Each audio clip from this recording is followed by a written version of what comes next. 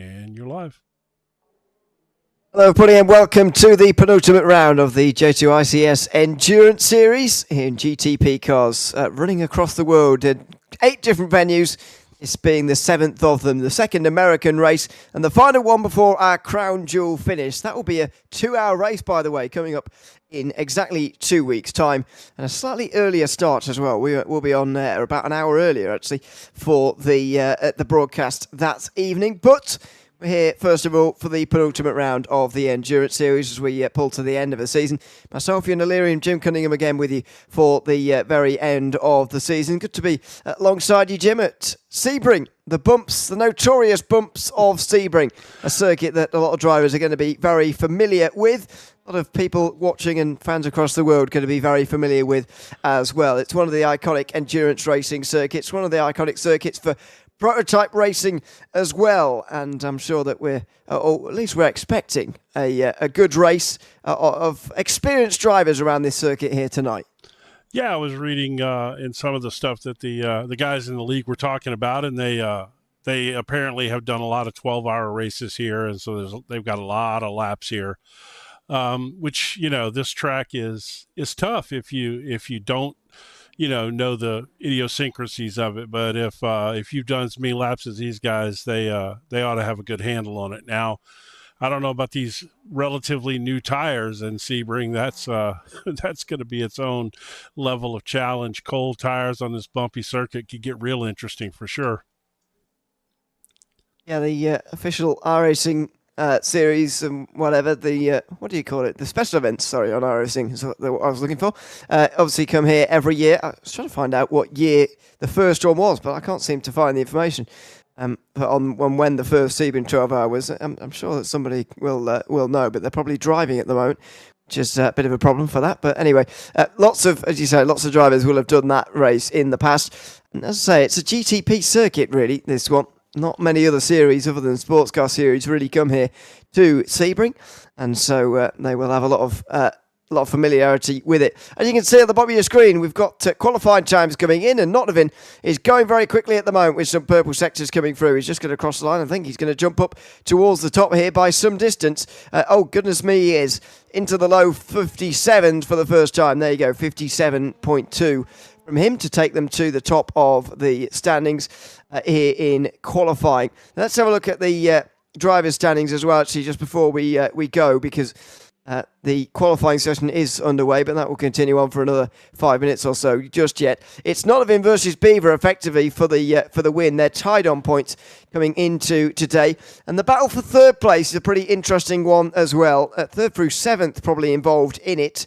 Maybe more than that even. Bozak currently holds it ahead of Nicoletta by 8 points. Jason Winucki, Cat Daddy, is in 5th position ahead of Simply Steve by a point. Springflower's next at a Biker Pilot, who is a further 13 points back, and probably the first driver who's not going to finish inside the top 3. Garlic Dog is going to be 9th ahead of Spook Dubs with Ape Dust in 11th. Tyler Gazelle is in 12th position ahead of Squilliam, who hasn't been at very many rounds this season, but has got a win to his name. Further back, Urko, and then you get to those who have missed at least 3 rounds so far this season.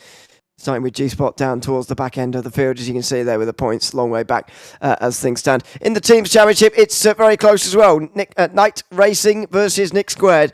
Absolutely tied on points. So Night Racing being represented by Notnavin and Bozak, Nicoletta and Beaver representing Nick Squared. And that is how they have ended up right up towards the top, battling each other as well. Again, battle for third, interesting in the Teams Championship as well. Rookie Success versus Speak Squad before you get to those teams that are a lot further back in the Teams Championship standings. As I say, there's just 2 rounds to go now in this series. It is firstly here at Sebring and then at Motegi in 2 weeks' time. I think out of the 2 circuits, this is certainly the one that they're going to know most. But there are more points available, and indeed a 2-hour race available at Motegi, which is going to keep them very interested. It's going to keep this championship close right to the very end of this season as well. So, I was just sitting here looking at these times while you were going through the points and everything. Based on the times that we saw that they were practicing at this week, these qualifying times are way off. This track must be like super hot, slick, or something's going on, because they are several seconds off of what they were running in practice this week. Let's see. Yeah, there's a number of different reasons for that. There's the track conditions. If we see if we can get any ideas, 31 degrees Celsius. I say 6:30 in the afternoon. Does that, or is that 10:30? Can't quite see that. I think it's an 8. I gotta make those bigger. My eyes can't read them either. It's it's 18. So so it's 6:30. Yeah. So yeah, I mean, it is quite quick at the moment, to be honest. I guess it's the slight cooling off. Very interested to see what happens actually when they start the race. But given the way that we're qualifying at the moment, I think this is going to be a sunset kind of race. Actually, I think we could be running this one right over sunset. Even if we start at 7 p.m, it will, 8:30 finish will be about sunset-ish. Although I suppose in Florida at this time of year, sunset's quite late, isn't it? Yeah. Now we're in May. Yeah, it gets up in the 8:30 to 9 o'clock area at this time of the year there. Yeah, I was going to say it gets like that here. It's going to be nearly light by the time we finish here tonight, of course, because of the right. Different kind. Yours will be a sunrise race.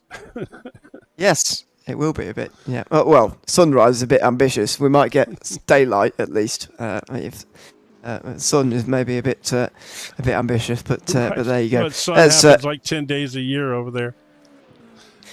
Yeah, although recently, to be fair, the last 10 days in a row have been sunny. To be fair, we've had good weather in the UK these last couple of weeks, and suddenly everyone feels a bit more positive about life. It's amazing how that works, isn't it? I know. Yeah. So here's something we can talk about while qualifying is going on. Did you get a chance to watch the JP Broadcasting podcast? I can't think of the name of the podcast. Beyond the Track or whatever it is. He had Nodovan on this week. Oh, no, I didn't see that. Yeah, he's got Nodovan on there this week. So that was an interesting listen. Nodovan's a lot younger than I thought he was. I don't know why. I kind of had him pictured as middle age or whatever. I don't know. And, he's just he's a babe, man. He's like he might be younger than you, actually. I mean, right. I think he started, he was a teenager, like 15 years old when he started sim racing, and that was like 6 years ago or something. Yeah. Wow. Okay. That's I didn't expect that. Just talking to him, he didn't, No, it's weird, isn't it? How when you just hear people and you don't meet them, as so often the case when we're doing this, you build up really quite a picture of everything really, including, as you say, what they look like as well. So, and how old they might be. Yeah. So it's very weird how those things work. But I'm sure we'd all surprise it was a good conversation, though. Just talking about his sim racing journey and how he started out and all of that, and he's a good one because he's fast, and he took to these cars pretty quick. Neither one of these cars were, although he came into iRacing apparently to do endurance racing. That was his thing. He wanted to do endurance racing, and Beaver's on a flyer right here. Yeah, he is. Yeah, so he came in to do endurance racing. I don't know if it was in the GTP cars or if it was in GT3s. But I got to go finish watching the rest of the podcast. But it was pretty interesting. So for anybody that is joining in watching tonight, obviously, you're certainly aware of Nodovan and, hanging around this group. So, definitely go check that out. Yeah, it's called On the Virtual Track, by the way. You can find it in the videos section of YouTube channel. I know that if you've been searching for the live streams in the past, obviously you go to the live tab, but you just go to the video tab to find those. There's around 10 episodes. I think they come out weekly as Beaver comes over the line. Not sure. There might be an improvement, actually. We'll see. Doesn't quite look like it, and we'll get into the implications of that in a couple of moments' time. But yeah, as I say, episodes just about weekly, and it covers a whole load of series that we do here on on JPB. So make sure you go and check them out, as well as the broadcast, of course, of the live races that we do most nights, to be honest. Although I don't we haven't got anything on tomorrow night, which might be the first time in weeks. I know, right? that we've especially on not a had a broadcast Thursday. on. That's usually a really popular night. Oh no! Sorry. Yeah, we do have a broadcast tomorrow. I've got that wrong. So there you go. I think it was yesterday. Maybe we didn't have any. But, oh no, we didn't because I was on it. I don't know. Anyway, never mind. My memory's not very good, as we know. Right. Yes. So, well, just anyway. wait till you get my age. It's a whole nother. It's a whole nother thing. I see how it could get any worse from it, to be honest. No, it can't. Terrible. Trust me, it can. Oh dear. Anyway, I can still remember my name, and that's a good starting point. Anyway, the qualified session has just drawn to a close, and there we go. The session just flicks on forward. So let's chat a little bit about the grid in that case as we head towards this race. Starting with Notvin, of course, who is on the pole. It's simply Steve alongside. Half a second, though, the gap. What a lap time from Notvin, that is. Bozak and Eatmadust are on row 2 at a Springflower, and Beaver, who is down in 6th position. He needs to get up a little bit closer to Notvin there if he wants to keep this points gap close going into the final race in 2 weeks' time. Urko and Jason Manucci are on row 4 ahead of Nicolai Ryan Schwab. Joe Albanese and Gavin Ammerman are on row 6. I think that's it. That is for all. That is all tonight in this race. So, immediate talking point, I suppose. Notvin, a long way ahead of Beaver here. One of the big things to think about here today is the championship, because they're tied on points going into the penultimate round, and it's staying very close and very exciting, and that's a great thing for us. But it's not great for Beaver that he's starting down in 6th place and really has the potential to lose a lot of points if this position sort of holds right the way to the end of the race.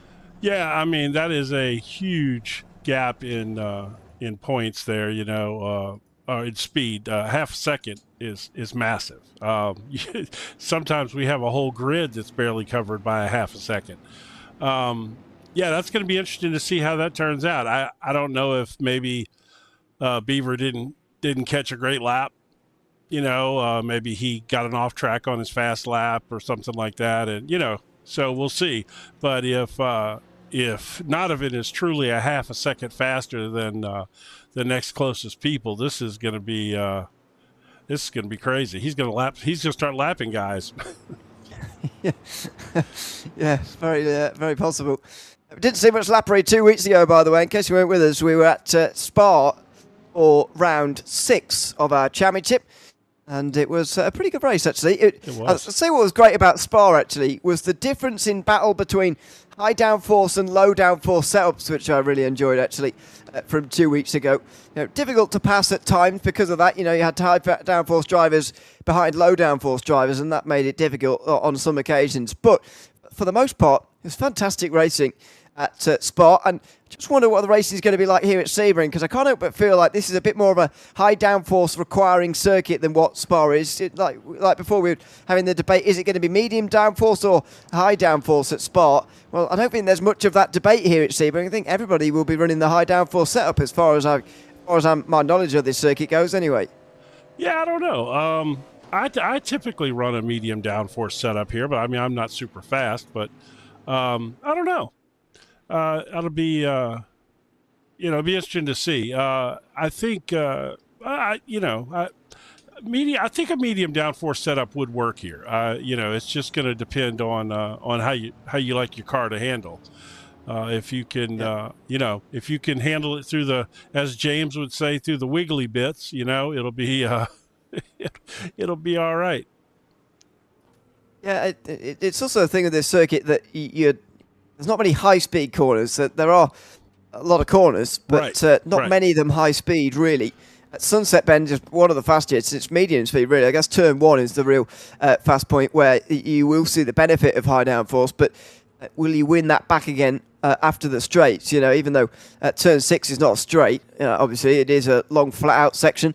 Ullman Straight, obviously, is the longest one on this circuit, Sunset Bend. The run from turn 7 down to 10 is a flat-out section as well, where you need low downforce. So, yeah, maybe medium downforce is the way to go. We'll have to ask the drivers a little bit about what they decided to do with their cars when we chat to them after the race, of course. We'll chat to the podium drivers, hopefully, at the end of today as we go on board back in the pack here. Simply Steve is just in front of us here, by the way, in one of the Ferraris, starting on the outside of the front row. But, my goodness, he's going to have a big job, as is everybody else.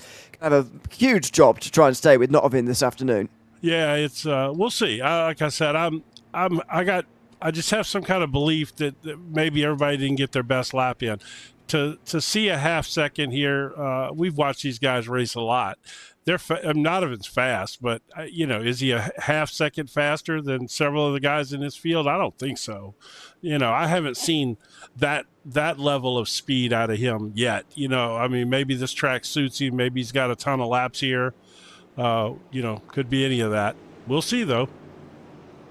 Yep, let's see as we get the penultimate round of the J2iCS Endurance Series underway. Donovan's fantastic performance in qualifying is going to be backed up now with a good start as well. His teammate just tucks in straight behind there, and it's the 1-2 immediately there for the Cadillacs in towards turn 1. They go, and it's a good run around the outside. Great run around the outside from Beaver, who might well take both of the Ferraris here. Down in towards turn 3, down the inside in the Acura. Beaver going for this because he needs to get close to his championship rival, and he's doing it right now. 3 places gained on the first lap as Bozak goes off. Oh, it was a great start for the Cadillac team there of Night Racing. But Bozak goes for a spin through turn 5, and now we've got a side-by-side battle for second. Donovan's already up the road here as Beaver goes down to the outside, down at the hairpin of turn 7. He's got the position. 4 places in 1 sector for Beaver. That's exactly the start that he needed. Boy, he sure did. Look at that. Man, that's exactly what he needed. Now he needs to get clear of Steve so that he can focus on keeping Donovan in sight, because if Steve's going to be on his back bumper the whole time, that's just going to let Donovan get away, and you certainly can't let him get away if he is truly that much faster. Well, he's over a second in front right now. Bozak has spun, as we know, but Ryan Schwab and Nicolator have now joined him. Yeah. Fortunately, Nicolator's bad run of form at the end of this season's coming back to bite him again here. So that's, oh dear, there's more to this story. So we will have a couple of replays and try and figure out how this all transpired. Yeah, that's Nicolator in the Acura. You see coloured the same as what Beaver's is. And it looks like he's got fairly severe suspension damage. So that tells a bit more. Here we go. Yeah, Ryan Schwab seems to lose it straight into the side of Nicolator, who didn't seem to have anywhere to go. And just see here, how much damage has he actually got here? Oh, no. Oh, dear, it looks like he's quite bad. And there's Bozak, by the way, spun to the outside. I think Nicolator's got pretty bad damage on lap 1 for the second round in a row here. Yeah, it may be. Did he pit? No, he did not pit. Well, I don't think he's made the pit. I don't think he's made it to the line yet, has he? Let's do No, he's not. Oh, no, he's carrying on. Let's see. Oh, no. Okay. His steering doesn't seem too jacked. Yeah, I was going to say, I thought, based on the obviously it's very difficult to tell from off-board cameras, but when we were off-board there, I thought Nicolator's steering was going to be way out of line. Yeah, maybe there was those cold tires too. He was probably frustrated, got on the gas a little heavy, something like that, and maybe that's what happened there. But no, his steering seems to be okay, and he carried a lot of speed into turn 1. So I wouldn't say that that it doesn't look too damaged anyway. Now that's not saying his wing on the rear might be damaged or something, because he did kind of take a shot in the side there. We've also had an incident for Simply Steve and Eatmadust down towards the back end of the field, by the way. Yeah. So let's see what happened to Eatmadust real quick. Yeah, let's see here. Down in towards the hairpin at the end of Big Bend. Eatmadust brakes late. Oh, they follow each other off the road there. Eatmadust goes for the old layout that used to go right the way down to a sharper hairpin down there and didn't have that weird chicane afterwards. And Simply Steve just went off and slightly wide there. Yeah, they definitely followed. That's what you get when you watch the car in front of you instead of watching for your brake markers. That's a classic thing. It certainly is. There's the battle, by the way. Notvin versus Beaver. What a race this could be between these two. And I'm only on lap 2. It could be a fantastic one. There's the previous laps. Only 4 tenths of a second between them. I actually thought it was closer than that. But anyway, Notvin and Beaver absolutely knocking lumps out of each other here. And already they've got 4 seconds over the rest of the field. I can't explain what a huge start that was, though, for Beaver. The fact that he was able to get up into second place immediately there, and admittedly did get a bit of help from Bozak, but because Bozak spun, of course, through turn 5. But even so, even made 3 of those places absolutely on his own with a great launch. and a great bit of car placement down into towards the first sector. And he's putting the pressure on as well. Nottingham goes wide there down at turn 7. This is going to be a real race of high stakes between these two. Yeah, he ran it in there nice. Not even overcooked that corner just a little bit, and Beaver made up a huge, probably almost 3/4 of a second there. Yeah, that was fantastic. Tell you what, we've got a nice battle back here. Let's see what's going on real quick. This is looking kind of spicy back here. Yeah, this is Steve trying to win some of those places back again. Urko and Springflyer both passed him when he went a bit wide down there at turn 7, as we saw earlier on. Now down on the brakes again into that final chicane, the Le Mans chicane as it is. And this all-important right-hander, he just got to get over the apex there a little bit closer. Otherwise, that's going to happen. Simply Steve just runs that little bit wide. And he's not going to be able to get past on this occasion. But this could be a bit of a story of the race, really. Battle for third place while they let the two leaders go on up the road. Yeah, Nick's doing a good job, though, closing this gap on Nottingham. I mean, he really is. Yeah, he's keeping it. Yeah, he's tight for now. He's got it below a second. I mean, when I said earlier that he made up about 3/4 of a second, he was still 1.25 seconds behind. So he's still making up. He's making up time. A good evening to Hamish Munro's in YouTube chat, by the way. Hamish, that's my buddy. Yeah, he says. Well, I'll ask you about this because I don't actually know which one he's referring to. He says the curb of death will claim victims. I don't know what we were talking about at the time. Curb of death is there around this circuit. I don't associate this one particularly. But is there an obvious one I'm missing? I don't know if I would. I don't know, but the only thing I would think of is the curb of death is, which actually is kind of funny story, not the one I was going to tell you earlier. I've got stories always. There's a famous corner here. I believe it's number 7 or 8. I'm not sure, but it's Cunningham Corner, right? That was actually named after my father's second cousin. Yeah, I have heard this before. I remember hearing this. Yeah. Oh, yeah. Actually, I was telling you and James that through in chat one race. Yeah.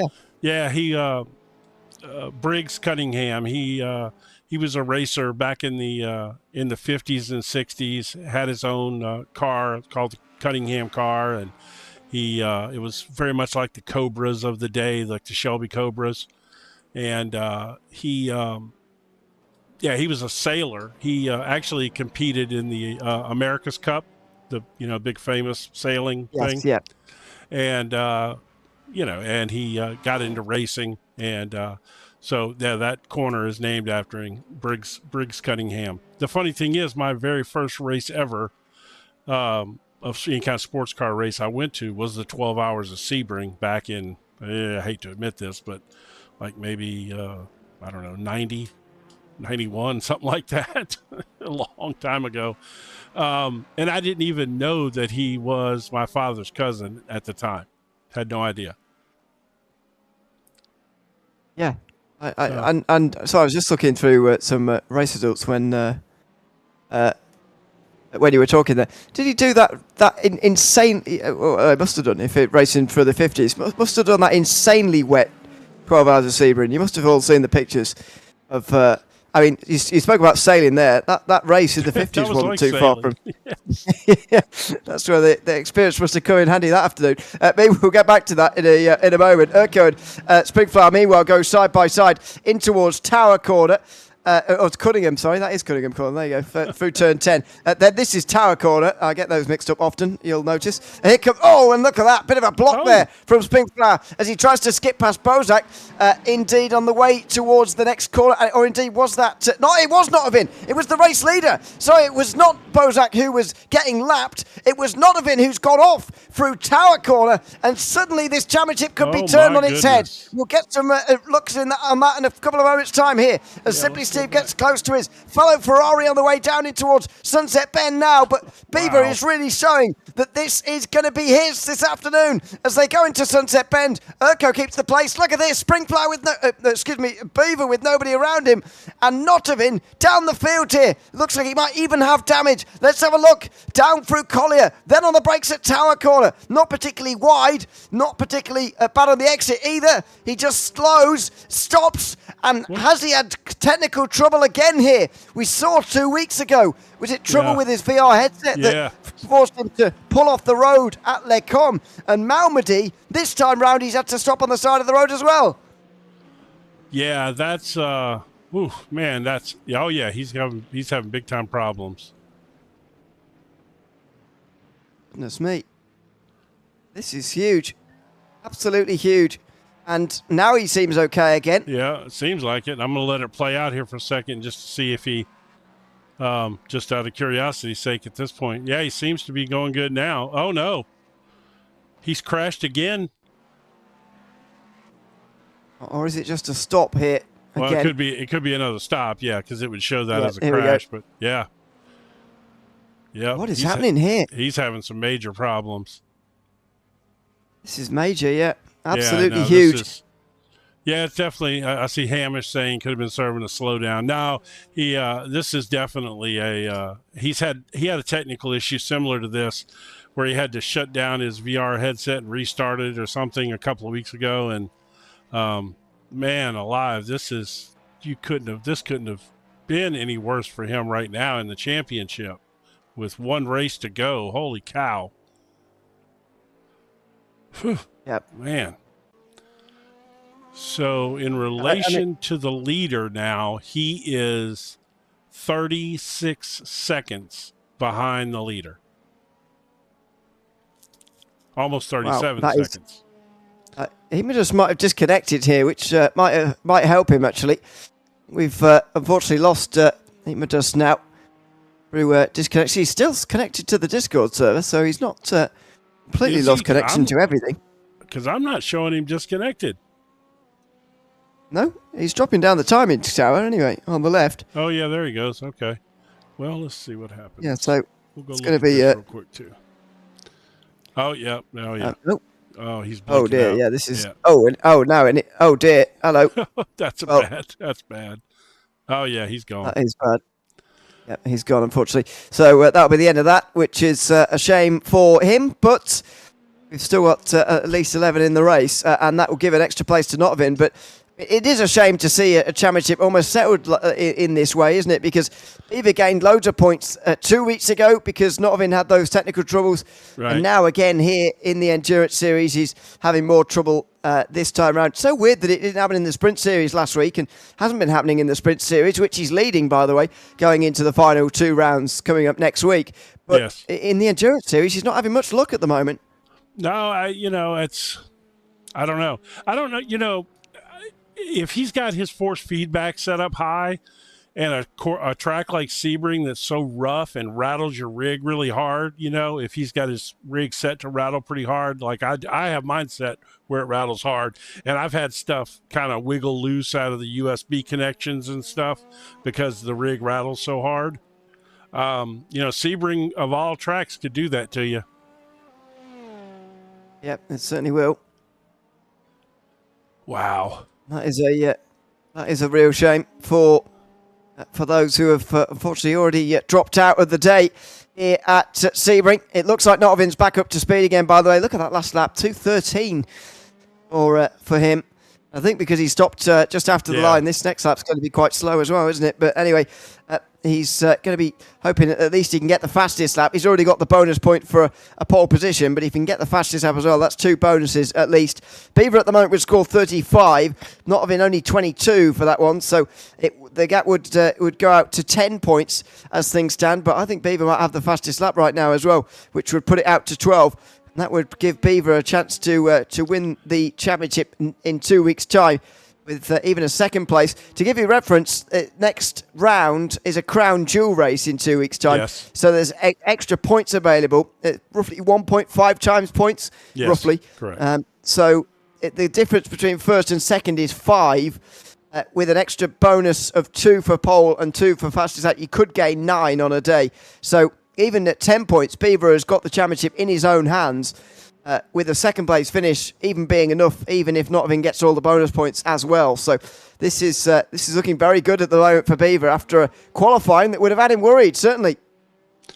Yeah, what a it's amazing how in 8 laps this thing could change like that. He was sitting in 6th place going to the line for after qualifying, and now he's got a almost 5.5 second lead over 2nd place and a almost 38 second lead over his closest competition in the championship.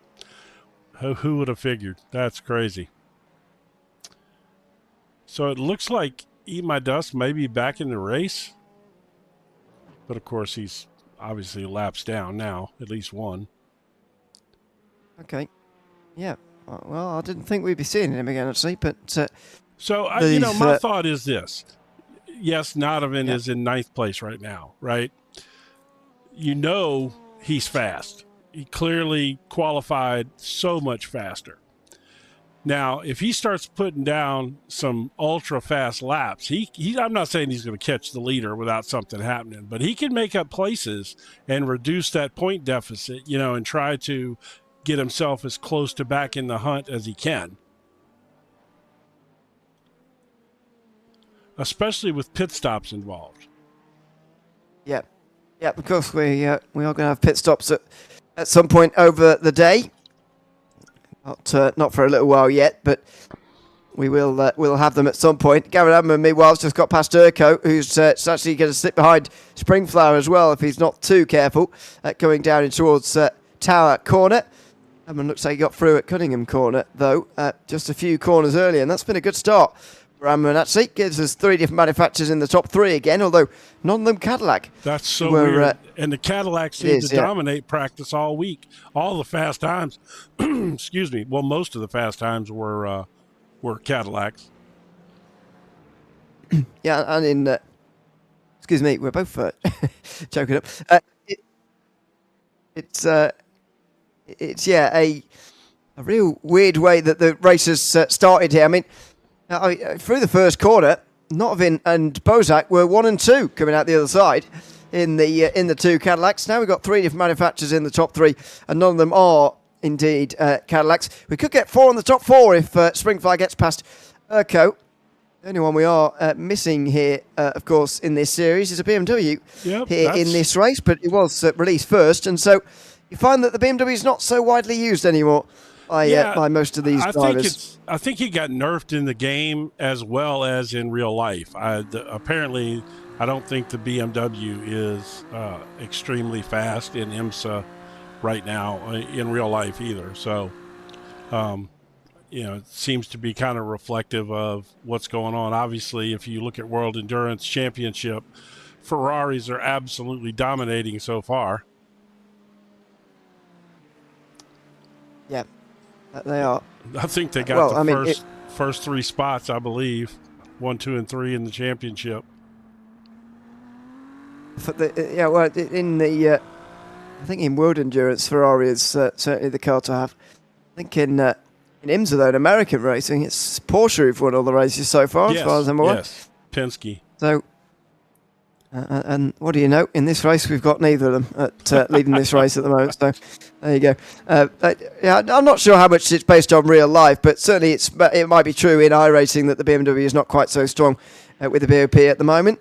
But as I say, most people went out and bought it immediately once the car came out, and I think they've already got, or a lot of drivers have already got BMW fatigue, to be honest. I think it's been out about 2.5 years now. And so, it's been out for that long. It's very difficult to keep people interested and keep them driving it, especially when you get new cars like the Ferrari coming, as we have had in this year. But anyway, out onto the front straight again. I'm ready for the Valkyrie. I hope. Yes. I mean, I know it's not up to speed in real life, but if they balance it out where it is up to speed in the game, that's going to be such a fun car to drive. I'm very excited about that. What happened here? Look at this. No, I don't know, this is weird. It shows Simply Steve crashed, but see whether he actually did or not. The only thing I can think is he overshot the corner a little bit here, and that's what happened. He did.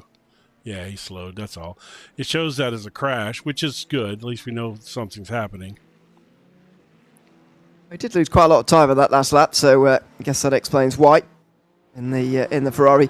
In live pictures here, as you can see, Bozak is closing in on Joe Albanese, by the way, in the battle for 6th place, and indeed just goes straight past him. So that's coming out of turn 10 as well, turn 7 as well. And the Cadillac of Bozak makes his way back up again. He's in quite a few places since his mistake, actually, on the first lap of this race under cold tyre conditions. But that's for 6th position now, ahead of Joe Albanese, who is only doing his 2nd race of the season, by the way. Didn't score any points in his first race either, so he'll be hoping to, at the very least, get to the end here tonight. I have to say, I like Joe's paint scheme. It kind of, I don't know, reminds me of something that they would really run in officials. And I don't know, I like black and green. That's black, green, and white's a good combo. I like that. Yeah, it's a good combination. Also wonder whether he's related to the Prime Minister of Australia. I'm guessing that not. would be. Oh no, he's got an American flag, so I'm guessing. Yeah, he's definitely not Australian. No, it's. I think based on his nickname in the server, he's from Long Island, I think. But yes, there you go. So, yes, which is about as far from an Australian accent as you could get. Oh, is it? Okay. Oh, yeah. I mean, Long Island has their own unique accent for sure. I thought Long Island was in the east of America. It is. Have I got that wrong? Long Island is outside of New York, but they have a very prominent, like, Italian New York accent. Okay. It's quite a bit different than even your standard New York accent. It's a very regional kind of accent. It's I'm trying to think. There's TV characters that have it, but yeah, it's a cool accent, but it's very strong. Okay, I'll maybe I'll notice it next time I hear someone from Long Island. I don't know, but probably not. Meanwhile, Urko just goes right round the outside of Gavin Adman here. By the way, that's a good overtake from him. So he's gone from applying the pressure here to up into the top 3 now. Goes driving very well indeed as he makes his way through the field. Just over 20 minutes into this one now, and he's up onto the podium. Can Adman respond though here as Ryan Schwab just stays out the way of these guys trying to get lapped safely here, and so far he has done towards the final corner. Adman doesn't get anywhere close to Urko on this occasion, and so that's 2 Ferraris inside the top 3 now. What a great start from Urko. Yeah, that's he's having a great race. Let's see how Nodovan's doing back here. Well, he is closing down the gap in front of him. It was 38 seconds. It's now down to 30 seconds. So he's got a long road to hoe, as they say. But he's not setting terribly blistering laps. I mean, if you look at Beaver's out there in front just throwing down 48s like they're going out of style. Yeah, Notovin is, I think, got the ability and the potential to make up quite a few places here, actually. It's kind of a similar story to what we saw 2 weeks ago, isn't it? Where we were sort of predicting how far is he going to be able to get up the field here? Where is he going to be able to get to? And I think the potential for him this week is a lot better than it was a couple of weeks ago. The gaps were very large a couple of weeks ago before he could even start overtaking anybody. I mean, he's got less than 5 seconds now to Nicoletta already. He's got over an hour left. It's not inconceivable to see him on the podium at the end of this race, I think.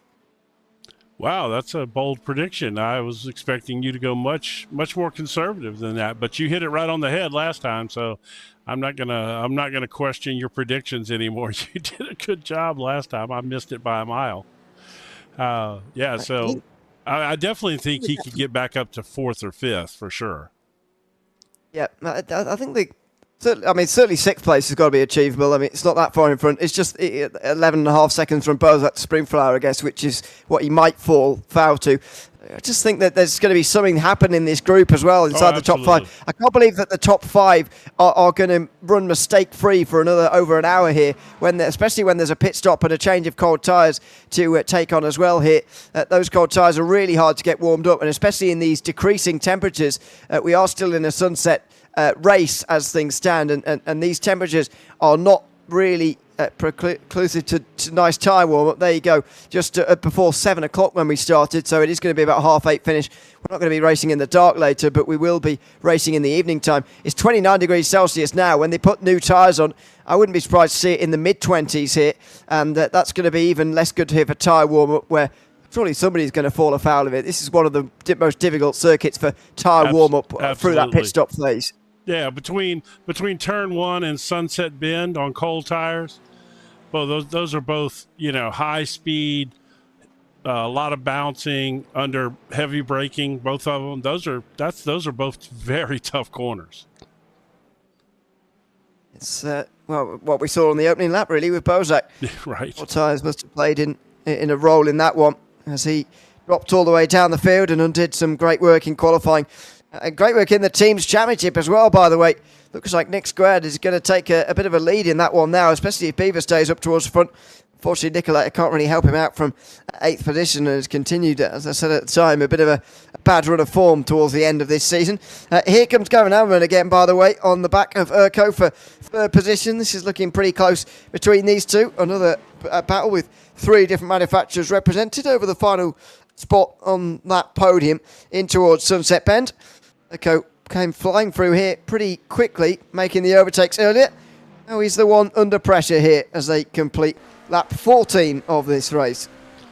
Yeah, and Simply Steve has slightly pulled away from these guys. They were all within about a second and a half of him a couple laps ago, and he's kind of inched off away from them slightly. But, man, I tell you what, Beaver's sitting out there comfortably, isn't he? Holy cow. He's got him a nice little lead going. That's got to be hard. I mean, knowing the championship's on the line, there's one more race to go, and you're out there running by yourself, and all if it'd be me, all I'd be thinking was, God, don't make a mistake. Don't make a mistake, I think it is a hard situation to be in, but I'd find it hard to believe that Beaver hasn't done something like that before. I'm sure it comes with experience. Well, at the end of the day, he doesn't seem to be struggling. His last lap was his fastest lap of the race so far. So he's not struggling too bad out there. I remember what a mentality change it was. Never mind being involved in a championship battle, which I never really. Well, that's not quite true, but more consistently, I was involved in battles for individual race wins when I was driving. Let's have a look at this in the meantime. Oh, Jason Winucki's hit the wall here out of the Mon corner. Does he get on the curb there, maybe? On the exit? We can jump back here a little further. So here we go. Misses the apex slightly. No, it's just on the power, really. And slides straight into the wall. That might have done some damage. Yeah, that one hurt a little bit, I think. In fact, I would say that probably did hurt a little bit. Yeah, and indeed he's into the pit lane, so that will be a lap down. A third driver 1 lap down in this race as the leader's tearing towards turn number 1 again. Urco, Amman, and Springflower just watching on in behind. But yeah, I mean, the change in mentality that I got when I was this is 9 years ago now, when I got my first ever win in sim racing. It was from almost absolutely shaking when you're in the lead, right? Because as you say, you're worrying about losing it, just not making a mistake, whatever. All of a sudden, when you've been in that situation before and you've delivered before, all of a sudden you feel a lot more comfortable. And I get that the championship situation is a bit more different, but as I say, I find it hard to believe that Beaver's not been in that kind of situation before, and I'm sure having that experience behind him, you suddenly become a lot more comfortable. And that's very true. I've definitely thrown a few away when I had the lead and made some dumb mistake, missed my braking point, overcooked it into a corner, something dumb.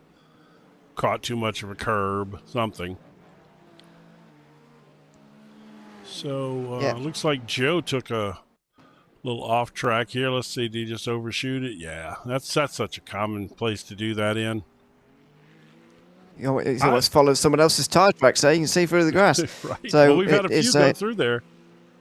Yeah, exactly. We have certainly had a few. So that is just a trip through the grass for Joe Albanese. and he will be back onto the circuit with no dramas. Just seen that turn 7 is the most difficult of our braking zones so far here tonight, as we might see Amman into... Oh no, I thought he was just taking a bit of a line there into the pit lane, but it would be early.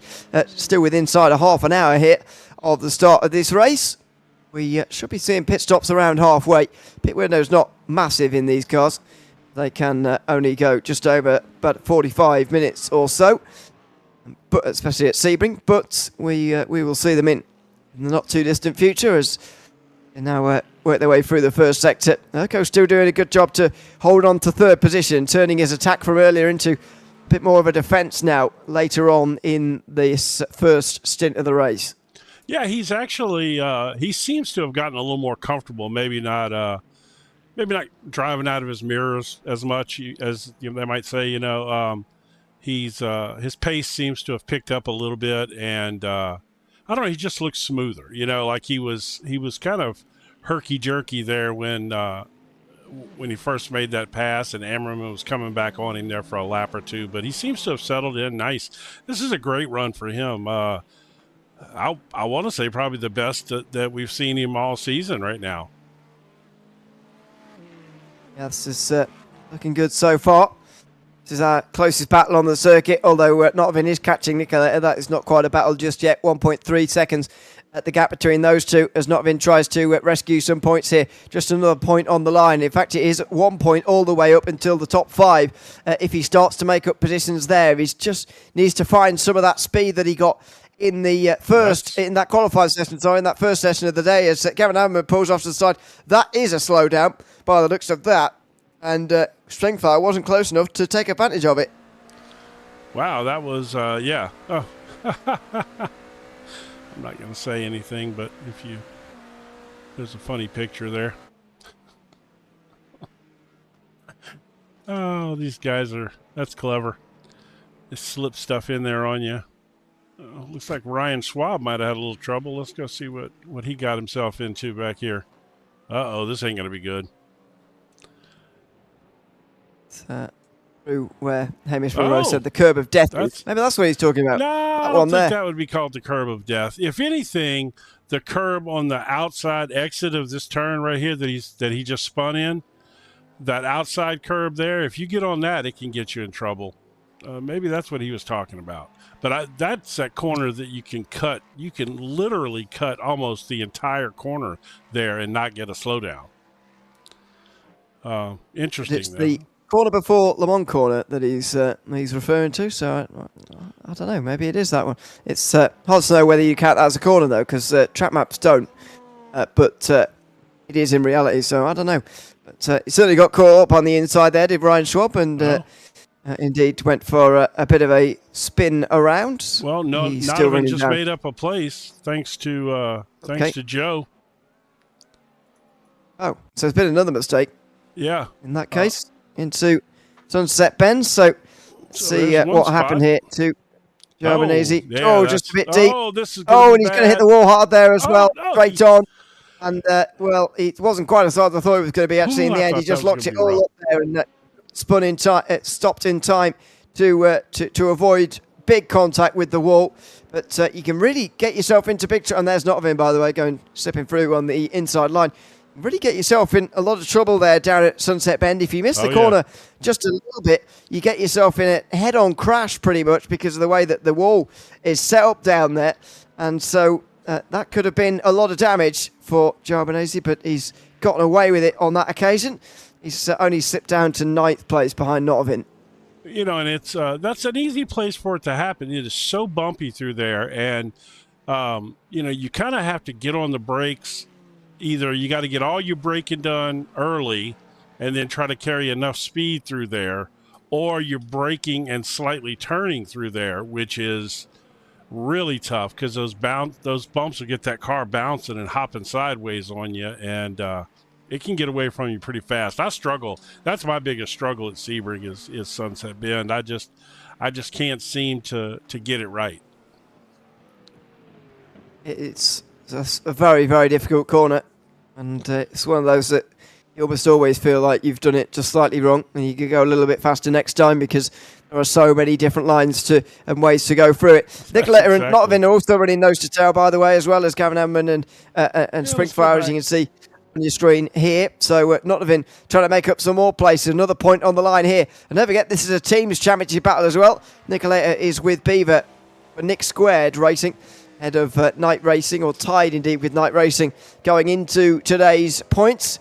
Nicoletta being ahead of Notovin is a big help right now and would give Nick Squared the championship lead in the team's championship. That's got to be Nicoletta's big focus here in the final part of the season, as well as third place for himself in the Drivers' Championship, of course. He's got to be thinking a little bit about the team game as well here for those two Acuras, first and seventh at the moment in this race. Yeah, I think this is a given. It's just a matter of how long he can keep Notovin behind him. I think he's well aware of that Notovin's going to come by him here. It's just a matter of how long can he hold him up. I mean, every point matters, like you said, you know. Well, not only every point matters, but every lap that he's in front matters as well here, because that could prevent him from getting further points from other people up the road here. All of a sudden, you start to notice the gap for Notovin to the top five. It's over 30 seconds here. And if Nicoletta can just keep that to 30 seconds with less time remaining, then he's got a better chance here. Notovin's on the outside there at turn one. That'll be brave to go all the way around there. And he's going to have to go for the switchback here. Nicoletta goes a little bit back onto the racing line on the outside, and he's going to defend successfully. So there's the first couple of corners. He's been successful. Now, every single corner after that is effectively a benefit to the team and a benefit to keep Notovin out of the points as things stand, because with every corner that goes by, he's not pulling away and pulling closer to those in front like he could be. Instead, he's only forced to go at Nicoletta's speed here, which is a little bit slower than Notovin's. Yeah, he got himself in a bad spot there when he got offline and got outside, and it's going to take him probably a half a lap to recover from that, to get back close enough to try to pull another move off. Oh, he's going deep braking here into Cunningham corner, though. Was quite close. So he's driving hard no way right through now. For Notovin. And look at the gap already having grown to Bozak. That is 20... still 20 seconds, just over 20 seconds now, but there's the mistake. It didn't take too long. He has held Notovin up for a little while there, and so Nicoletta has done his job. He'll be frustrated that it come through a mistake there at Tower Corner, and he might try and respond immediately, and Notovin goes off to a spin! No. That's the pressure that can be applied here! And look at that, Notovin goes around! Goodness me, that is huge for this race, and indeed this championship as well. Notovin goes for a spin on that curb, the corner before Le Mans. We've heard about it before, we'll hear about it again. That is the problem. Notovin goes for a spin. And all of that work has been undone. He loses 8 seconds in this exchange. Whoop. Yeah, that might have been the curb of death he was talking about right there. That's a pretty nasty curb. Golly. Notovin cannot seem to catch a break. Yeah, it's... bubbled over there. Yeah, that's crazy. So now he's significantly back there again. So all that work to do all over again for Notovin. And suddenly you start to wonder, well, is he going to get that podium place? Suddenly I'm a lot more doubtful, to be honest. Look at the gap even to the top five now. Bozak's 14 seconds off the top five. Nicoletta another 23. Notovin another 5. My maths is not very good. I'm at that 42 seconds as things stand. Not quite. It's about 41 and a half. But anyway, it's a very, very big gap all of a sudden. And it's not like the early part of the race anymore when, in the first 15 minutes when Notovin pulls off the road. Suddenly we've got, only 50 minutes left. Right. And that sounds like a lot. But when you try to pull back 40 seconds, suddenly 50 minutes, you're only talking about, 25, 26 laps or so. A gap like that, you're suddenly looking at 2 seconds a lap, something like that, even to get into the top 5, that is. Yeah. Suddenly, Notovin's equation here is looking a lot more difficult. Yeah, that doesn't sound very reasonable at all, does it? Really. Going to need to do that qualifying lap again and again, but he can't do 47s the whole way around. I'm telling you he does. He's going to have to find some 47s if he wants to make up some of this ground. It's going to be I very, mean, the very reality difficult. is there's a lot of guys out there running 48s or had run 48s. Now these, of course, lighter fuel load right now. There's still some guys out there putting down 48s. Yeah, Springflower, Urco, and Simply Steve, and of course Nick and Eat My Dust all ran 48s on the last lap. In fact, it's the consistent place to be. Actually, you can see Urco there, just almost matched up with his best lap time there, 48.8, just a few thousandths behind, about half a tenth behind. Springflower with a personal best. So we are getting to lower fuel now as well, but it's going to be a real struggle for Notvin at this speed with all of the top 5 holding 48s. Suddenly you're looking at needing 46s, and he couldn't do that in qualifying. No. So the equation just gets super difficult. If these guys can keep the average time to about 48s, then they'll finish in the top 5, and that's how simple almost the equation is already. I was looking to see if the track temp had dropped anymore. It has not. But of course, as the track temperature drops, it's going to drop for everybody. So it's holding steady at 29. Holding a lot more steady than I thought it would.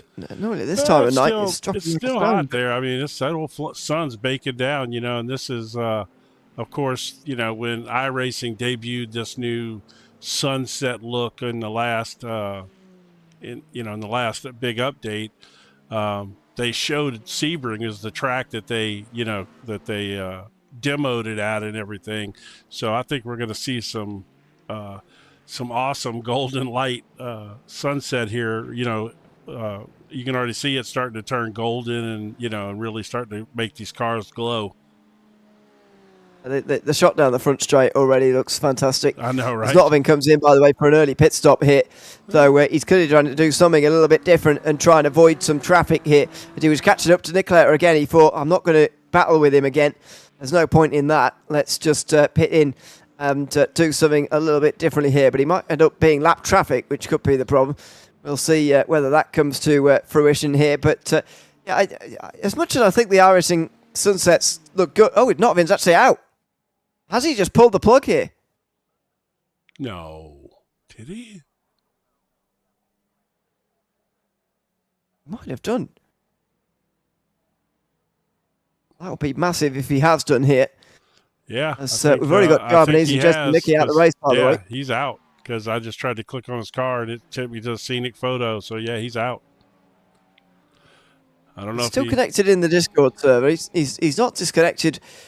as it were, but he's manually disconnected, and that could be the end of that. Well, the team's championship, and indeed the drivers, could well be settled in a couple of moments here. We spoke about it at the top of the day.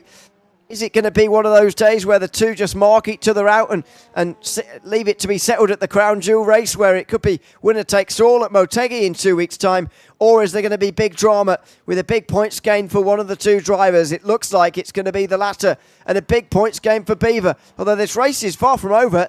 Simply Steve is keeping him right in check here. He's actually brought the gap down below 10 seconds for the first time in a while. But it might not matter. Even if Beaver finishes second, he might still be getting a really big gain on Notvin here. Yeah, I think at this point, as long as he finishes the race on, say, the lead lap, even if he has trouble, but if he just finishes the race at this point, it's going to be a massive gain for him. Notvin is going to score 21 points for 10th position. Add on the point for a pole, 22 points rather. 35 for a win from Beaver. That would already give him a lead where he knows where he has to finish in 2 weeks' time. So is 10th the lowest he can finish? Notvin will finish 10th, I would imagine, yeah. So Joe is still on the track or no? It doesn't look like it, no. Okay, and Schwab is not either? No. Okay. Oh, I think that's what we're looking at the moment. I mean, no, they didn't have race-ending crashes, but no, Schwab's still on the track. Yeah, sorry, Jason Manucci, I mean, is not driving anymore. Okay. And Novin's back again, so he hasn't pulled the plug. Schwab's struggling just out of the pit lane here. So I think he's had some persisting technical problems here that he's finally had to go away and fix, and now he has done. He can get back in the race. Well, that's good.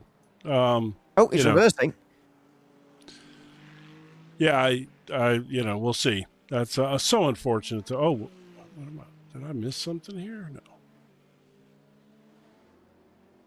No. He was reversing down the pit lane there, I saw, for not in. But anyway, this is Bozak, his teammate, who's now flying the flag for night racing, really. And he is, going for another spin here. Down in towards Cunningham corner. Right in front. Oh, dear. Well, Ferrari there didn't really do very much to try and skip around Bozak there. But anyway, that was a bit of an awkward moment down there at Cunningham corner, turn 10. And that was... who was that slipping through there? Was that Eat Dust actually a lap down? I think that was Eat Dust that stopped, yeah. Yeah. So that's no position change and no positions lost for Bozak, but for the team, 6th and 10th position with your team's championship rivals winning the race right now. That's not a great sign for them. No, it's not going well at all. So did he actually get back on the track? He is back on the track. Okay. Oh, no, and there's the trouble again. Yeah, that was live. 5. Yep, that was live. And we saw Bozak do that on lap number 1. Now, Notovin's done it here at the end of this, or the start of this lap, rather. And just shows you how difficult these conditions are as Beaver comes into the pit lane. So does Simply Steve as well. We're just over the halfway mark of this race, by the way. And so if you're wanting tyres, I'm not sure they're out of fuel right now, but if you're wanting tyres and you're wanting to sort of spread the wear on the tyres evenly across the course of the race, then you want to pit now because we're exactly on halfway of this race. Yep, they are definitely both getting tyres. I mean, no reason not to, though, with the amount of fuel you got to take. So that's got, who's it? That's going to have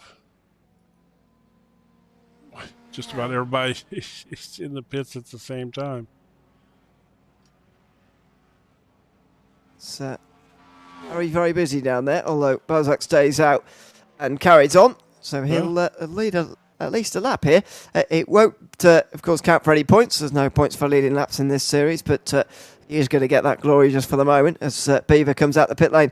First, Nicolette is going to carry on. So the two teammates will run absolutely nose to toe for a while. Bozak now goes for a spin through turn 5. That corner has proved to be very, very difficult for the night racing Cadillacs. And that's the second time today Bozak's gone in a spin. Wow, yeah, that is... their setup is definitely not right for that corner for some reason. So let's see. Oh, this is... Look at this battle, would you? Just down in towards turn 7. Two teammates. Nicolette has just got past Beaver, obviously, because Beaver is on cold tyres.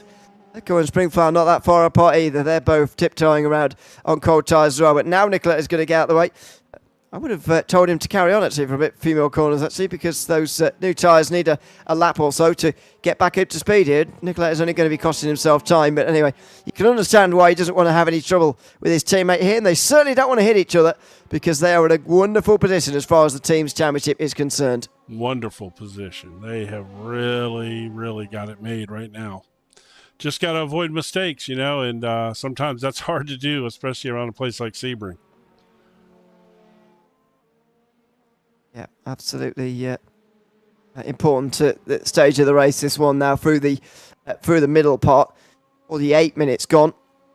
And Beaver now on his way to victory. Look at the golden sunlight in the distance here, by the way. Yeah. It's not called Sunset Bend for no reason. Into the final corner. He now goes. You see the golden tarmac on the way down the front straight as well as we pan the camera around here. There you go. It's maybe on the reverse angle that we want. There you go. There's the golden tarmac.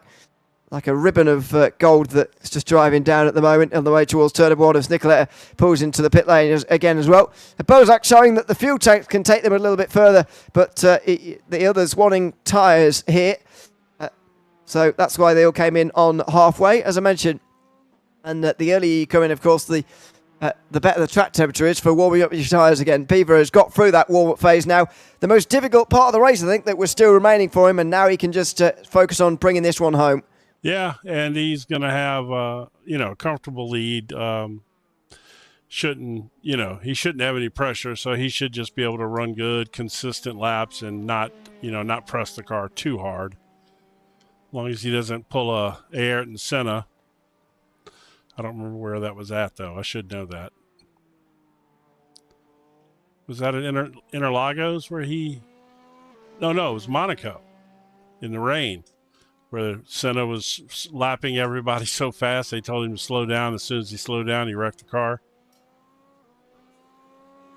I don't. Yeah, that was. I don't remember. Yeah, that was. It was at Monaco. He was, like 60 seconds or more ahead of everybody, and they were fussing at him because he was just flying in the rain, and his crew was on the radio fussing at him. And finally, he decided to. He listened to him and slowed down a little. And as soon as he slowed down, he wrecked the car because he lost his timing, his focus, and he wrecked the car. And it was just kind of one of those. It's been one of those stories, about him that he just, as soon as he relaxed and he lost his focus and timing and wrecked. And it was, I think Alain Prost ended up winning that race because he was running second, like over a minute behind or something. It happens when you back off, and I know that engineers always get a little bit sort of nervous when you, especially at places like Monaco, when you're flying about and stuff. But see, very often times that is the safest thing when you're going at full speed. Right. I mean, it's especially like they get into a rhythm. Whether it's raining or not doesn't really matter. It's you get into that groove, and as soon as you break that, it's easily understandable how that could bite you, and that's a very famous, story kind of about that type situation. Yep, it is a very famous occasion of that happening, and there's plenty of others as well. But you don't need to be absolutely on the ragged edge of crashing all the time, but just your normal, consistent, quick speed is absolutely fine, and that's what Beaver is going to try and do to the very end of the race here. And if he can, that will be a big step forward in this championship. We'd not have been likely to finish 10th, although he might get Ryan Schwab before the end, finish in 9th place. Even so, that's about 13 points gained for Beaver here in this race, and that will put him in a situation where he could finish second, or even indeed actually just on the podium and still win the championship, even if Notvin took all of the points possible from the final round. So this has been a huge round for Beaver as he comes into the final 38 minutes. Bozak pulls into the pit lane, starting to run that fuel tank dry by the looks of things, rather than try and take the tyre sets in half, if you like. That's got to be a better way of saying that. Never mind. No way! You wouldn't believe it! Beaver's off the road, and he's out the race. That was both championship contenders with big trouble here. Beaver's gone straight on. We'd handed him the trophy basically there, and Beaver's lost it. He's in the wall at turn 1, and suddenly we've got another twist in the tail. Oh my goodness! I got so rattled that I looked up and I was like, oh my gosh. How has this happened? I had to be a connection issue because he just, no. Well, I don't know. He's got, hang on, let's see if we can go cockpit view here and see what the steering angle is, because I saw the tyres there poking out almost full lock to the left. I wonder whether he's had some wheel failure here, and his... When your wheel settings go back to normal, they go full lock left, because that's the sort of the way on the axis that they would go. Oh, yeah. And there you go. Yeah. The wheel's broken. Yeah. So and there's the crash at the end. He can't do anything to, he might have been, if his wheel was locked straight, he might have been able to slow it down in time, but there's just no way you can, the brakes hate it when you're turning like that, and you just can't slow down at all. This is Springflower, by the way, having trouble at turn 7. There's the wheel tracks that are going to be quite well bedded in now through that bit of grass on the outside of that corner. But when your wheel resets like that, what happened to Beaver there, it effectively puts you full lock left because it goes to the very start of the axis. If you imagine that the steering axis is sort of like you'd read a book from left to right, or like you'd read in English, I suppose, from left to right, it sets you right to the start of the page, if you like, right to the left-hand side of the axis. That means that you're full lock left. And as I say, there is no way you can stop like that because the brakes hate it when you're turning like that. The tyres hate it. So you can lock up the brakes all you want to. You're just never going to slow down. And Beaver hits the wall hard. Not only has he got those technical problems to figure out, he's also got a wheel to fix now. And he's suddenly lost the place to Notvin. My goodness me, wow. What a turn of events. So I have to do this because I never even remotely considered any of this before. But I'm going to pull the points up here real quick just so that we can look at them. Bozak, who is in third, he's not having the best race. Maybe Nicolette. No, I don't. I mean, it's like, still. I think it's going to come down to those two. Still, it's just going to be a lot closer than we thought. Yeah, wow. Yeah, exactly. Simply Steve starts the day 6th place in the standings. Amman started the day 10th. Urko was in 14th. But there's your podium drivers. Springflower started the day in 7th place. Not a single driver from the top 5 in the points is in the top 5 in the race. No. Other than, well, Bozak is now, isn't he? Sorry, because he's just been promoted to 5th place. But on the podium, at least, there's nobody in the top 5. It's remarkable. No, and Bozak's not going to make up enough points, barring other incidents, that's going to put him into heavy contention. I mean, because those guys are still going to score. So what would Bozak score for 5th place? Bozak for 5th place scores 26. And what would Notvin score for 10th? 10th place, 21 points. 8th place, 23. We've just seen Beaver come back out onto the circuit, by the way, in the race. So effectively, he's given one of those laps back because he had to tow. You don't go back to the start of that lap in our racing. You go to the start of the next lap. And so Beaver has gotten ahead of Schwab and Notvin here, which has given him an extra couple of points. So he will still lead the championship if things stay as they are, but it's going to be mightily close going into the final round. Yes, it will be significantly closer than it was. I can't imagine that he got all that damage fixed in that short of amount of time. How long was he in the pits? Let's see. I mean, maybe most of the time it's going to be a tow, I suppose. So let's see. Yeah. I've got my pit stop time wasn't too long. No, I'm trying to. Is that him at 3 minutes 25 seconds? No, that's not him. I mean, 3:15. They do have a couple of faster pairs in this series. So okay, all right. Well, then the tow. It's I guess a time for towing, and then you get back going again after a faster pair. But even so, he's just is he off the lead lap yet? No, there in the background actually is Simply Steve. So you effectively lose one lap there when you are towing and doing a faster pair. So it is still a fairly significant disadvantage. But Beaver now down in 8th position. As I say, going to gain a couple of points on Notvin, but it's going to be effectively whoever finishes ahead of the other in 2 weeks' time who wins the title. That is as long as they finish in the top 7, which before tonight you'd say, yeah, they definitely would do that. But maybe now you'd not be quite so sure. Right. It's a very, very bizarre day. They're both out the top 7 right now, for example. So, yeah, wow, what a turn of events. Beaver's gone from one hand on the championship trophy tonight to a proper battle in 2 weeks' time in the matter of minutes there. Wait a minute, what? Alvin had another stop to do. Yeah, so he pitted, okay.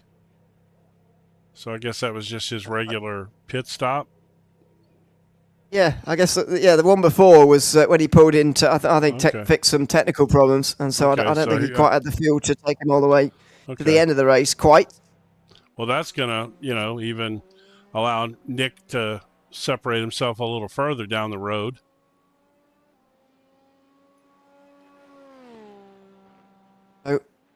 Bozak is 1 point ahead of Nicoletta. Beaver is 1 point, a couple of points ahead of Notvin though, and so the teams championship goes on into a final week as well because none of the teams drivers are on the podium either, which is a very bizarre thing to see. Beaver this season, by the way, he started 6 races in the top 5 6 times. Notvin only outside the top 5 for the first time 2 weeks ago, I think, if I remember correctly, from Spa. So these two are now outside the top 5 at the same time for the first time. This is Beaver's first finish outside the top 5 as well, if it holds all the way to the end of the day. This has been a historic round for some, but not in the way that Nick Beaver would have hoped by any means. I really can't get over it. You and I, we essentially had handed him the trophy, and we were, talking about all the ways that he had won this championship, and then one steering wheel issue later, and we are absolutely going to have a points battle in 2 weeks. How exciting. That's great, though. I mean, it's great for the series. I mean, I hate it for both the guys, but still. Maybe it teaches us a lesson, but right. I'm blaming you. Do enough of these books. Yeah, I did start the whole crowning him thing. I mean, it's we do so many, and I'm sure it's not only as commentators, but I'm sure people watching this will also watch a lot of racing themselves. And how many times not only 9 times out of 10, it's 49 times out of 50, something like that, where a driver in that situation with such a big lead, so comfortable, so consistent, not only goes on to win the championship from there by a comfortable distance, but definitely goes on to win the race from there. It's a 1 in a 50 kind of chance, maybe even less likely than that those kind of things happen. But it's exactly why live stuff like this is so entertaining. And why people watch it, why we work in this kind of thing. For those moments there where unpredictable things happen, and it's completely thrown this season up in the air. We had just finished talking about that Ayrton Senna thing, and I literally had kind of slipped into that zone in the broadcast. You know what I mean? Like I had, like I said, we had kind of, knew that Beaver was going to win the race, and I was looking down at some stats and stuff, just, looking at sector times and things like that. And out of the corner of my eye, I saw him crash. And, it's just like, it was, kind of, eye-opening. It's like, wow, I mean, I just, it's just crazy to me that just happened. I'm still like all jacked up over it because I just didn't expect anything like that. Absolutely unbelievable. In the meantime, Bozak's just taken the fastest lap away. I think Beaver held that beforehand, actually. So that could be very helpful. Try and keep the fastest lap, an eye on the fastest lap here, because there is a point on the line for it. And my goodness, do Night Racing need that? Bozak also cementing his place as third in the championship. He's 8 points ahead of Nicoletta coming into today.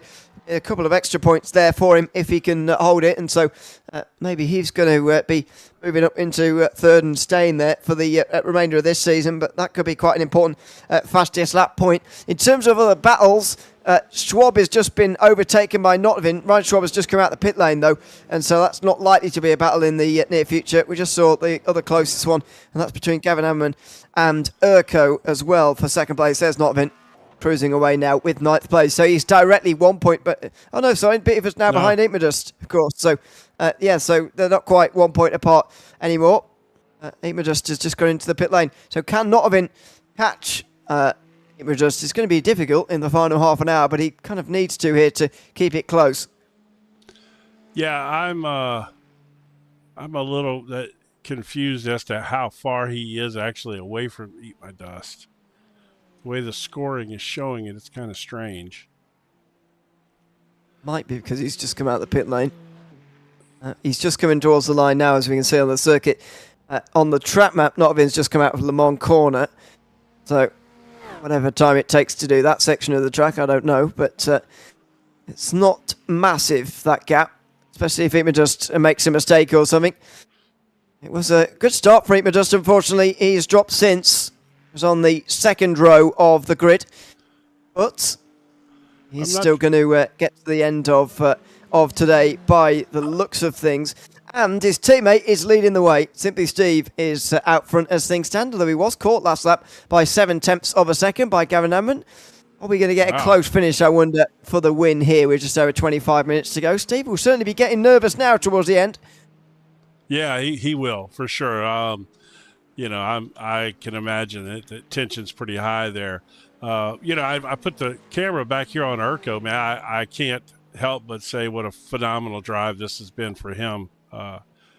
Today, definitely the best drive that I recall seeing him run, and Ammerman as well. This is the thought of these three up front. Obviously, there was some troubles that got them there, but they've had to stay out of trouble to stay up there for sure. And I will be curious to see if Ammerman can close in on Steve. Yeah. Can he complete the back to the last to first challenge, going from the back of the field right to the front here? As you say, staying out of trouble is such a big part of this, and sometimes it sounds like we're taken away a little bit from their actual driving when we say they've just stayed out of trouble, but it's just true in this situation. Yeah. He's absolutely not taking anything away from him. That is so hard to do for 90 minutes at Sebring. This track is very tiring to drive. And the early part of the race as well was pretty chaotic around him. I mean, I think just in front of him, Ryan Schwab and Nicolator had their contact on lap 1, if I remember correctly, where Amman was placed, unless he'd already skipped past them, in which case he had a good start. So, yeah, we're not trying to take away from him. He's just done a good job of climbing through the field that way. Urko's up at 4 as well. So a number of changes through the field. So many drivers have gained a lot of time here as a result of the trials and tribulations of this race. Nicolator, by the way, is being caught by Beaver as well out front, but they are teammates, don't forget, and so they might well reverse their places anyway. Nicolator goes on 49.9 there that time round. I wonder whether he is going to give his position to his teammate there, just give him an extra point towards the driver's title. I mean, that would make sense, for sure. How far is the gap between them, though? Quite a long way. Yeah, it's a long way, like 30 seconds, right? Maybe more. Probably around there, actually. I don't know. That's that'd be smart. I mean, if you're playing the team game, you certainly should let Beaver get ahead of you. I don't think it's going to hurt Nicolator to drop back one, and every point's going to matter for Beaver next week. Yeah, exactly. It's not going to matter at all for Nicolator, really. So it's absolutely fine, I think, to give the place over. Amman closes in by another 10th over Simply Steve, and they're setting fastest laps of the day now as the track temperature really starts to come down and these conditions start to get even more ideal. It's not quite the fastest the track ever gets at Sebring. The sunrise period, just when you can see where you're going a little bit more, is a bit better. As you can see here, because of the heat retention over from the day into the night, track temperature stays actually quite high at this time of night. As you can see, just past 8 o'clock, still 28 though on the circuit. It's really not any lower than before, but any bit of temperature dipping does help these tyres just a little bit, especially at this stage in the race when they're getting lower on fuel as well. What you really want is the sunrise in any 24-hour racing if you're ever doing one, because you can start to see where you're going just a little bit before official sunrise, but the track temperature is very low because you've just done a whole night time of track cooling effectively with no sunshine on the racetrack. The problem is the opposite way round in Sunset, because the heat has been beating down on the track all day, and it doesn't go away in an instant. So here's the yeah, you're absolutely right. I wasn't trying to veer off, but I was again looking at these stats. Simply Steve and Gavin both turned their best lap of the race on the last lap. Both of them. Yep. So neither that quite that time round. Actually, Amman lost quite a few temps last time round, half a second to Simply Steve, and Urkel lost 7 temps to a second, but nobody set a personal best last time round. Bozak was in the 47s, by the way. He's going very quickly as things stand, and he'll be ruining the mistakes he made a little bit earlier on in the race. But they are going quickly right now. As I say, these are ideal conditions for it as well. Speaking of statistics, by the way, Simply Steve's going to put himself right in the conversation for a third place in the drivers' standings here, if he's able to win the race. He's 20 points behind Bozak as things stand. There is the breakdown of it. Bozak is 20 points further up the road.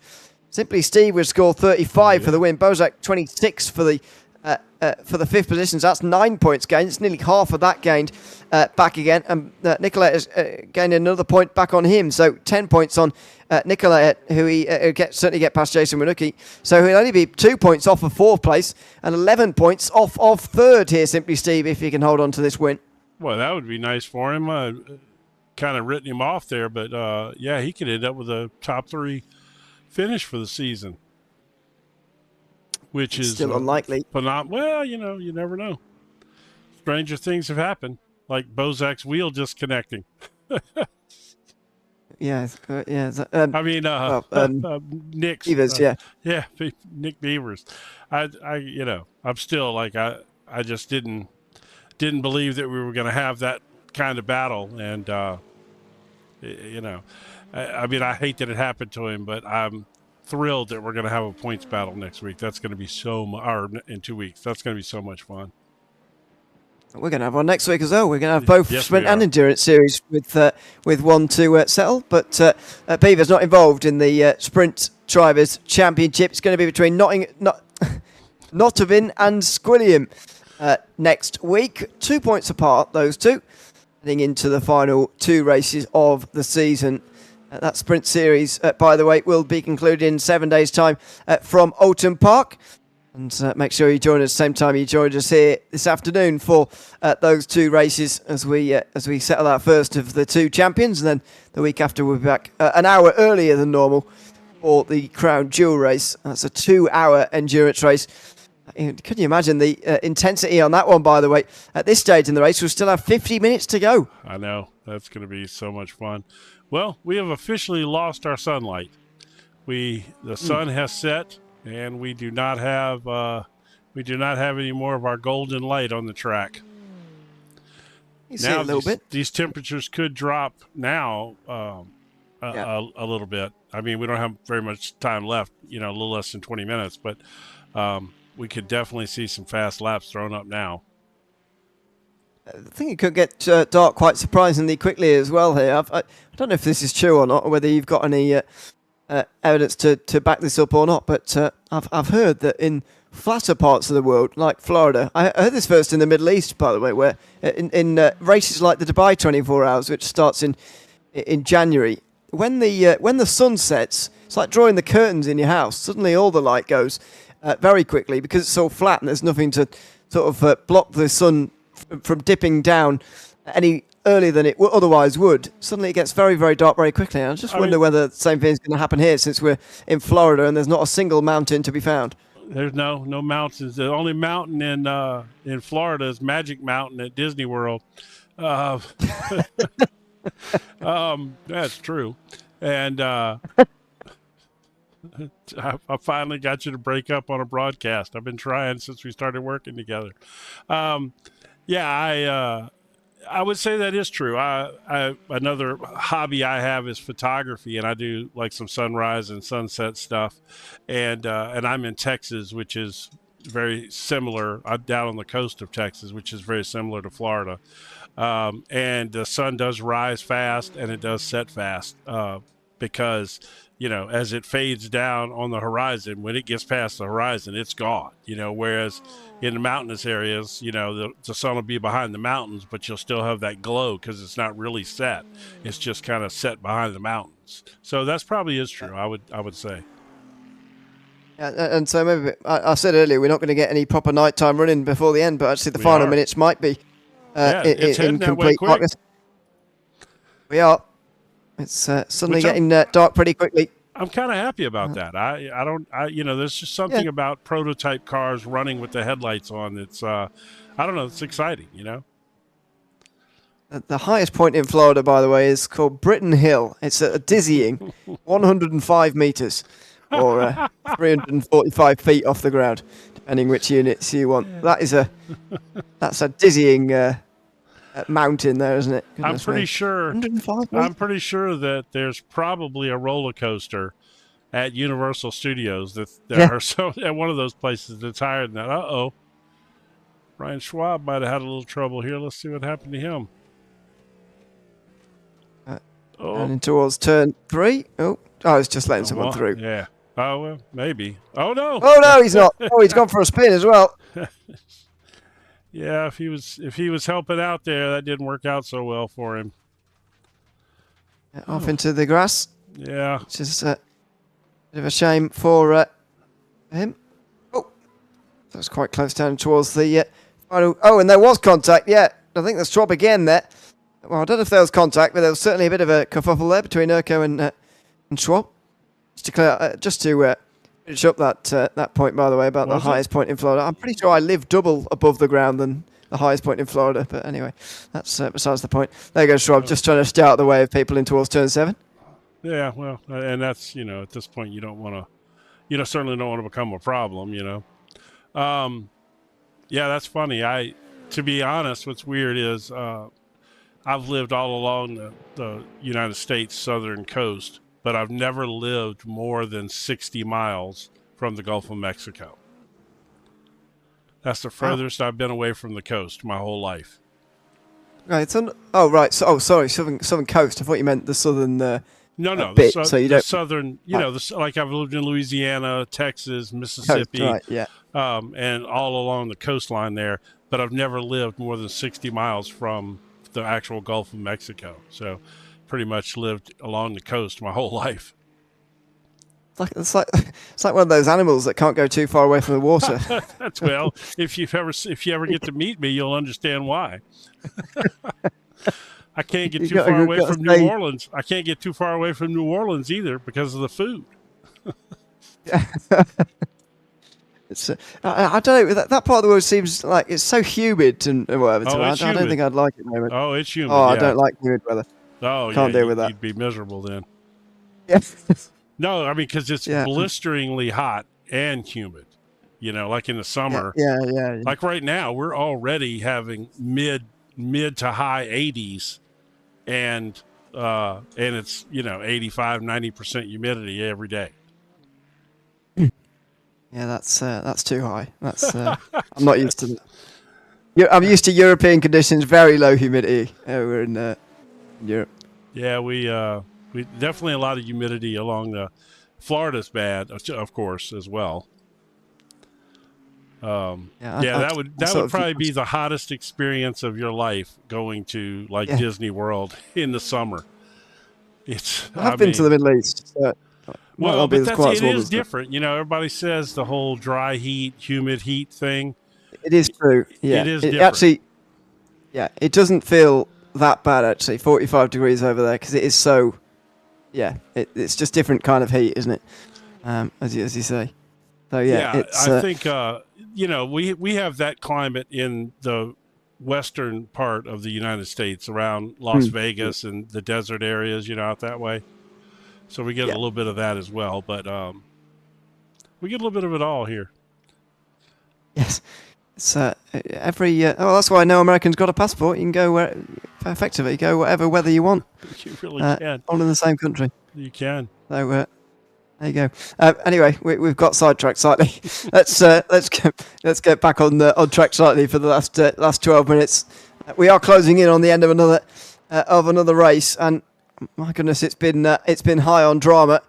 Okay, with the personal best last time round, actually, by the way, as he tries to catch up to Ewan and maybe give us one last battle before we're finished here. But Simply Steve looks like he's got this one for the moment, although I'm not going to say that again based on what happened earlier on. Beaver crashing in towards turn number 1 after a technical problem with his wheel sent him straight on, and that put him into the wall and back down to 7th again. He's only going to gain a couple of points on Notovin here today. Actually, maybe only 1 point at the end when it's all tallied. So it's effectively going to be whoever finishes ahead of the other and scores, or rather, more accurately, probably scores more points than the other in 1 week's time. Doesn't necessarily, or 2 weeks' time, sorry. Doesn't necessarily mean who finishes ahead of the other, because there are a total of 4 bonus points available in 2 weeks' time.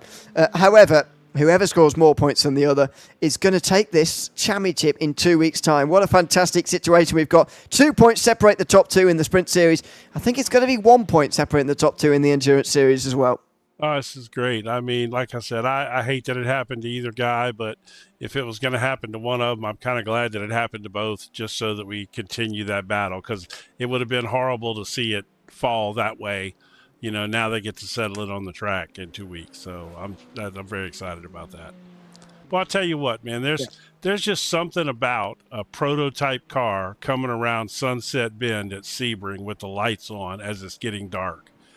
I mean, if you like sports car racing, man, it doesn't get a whole lot better than that.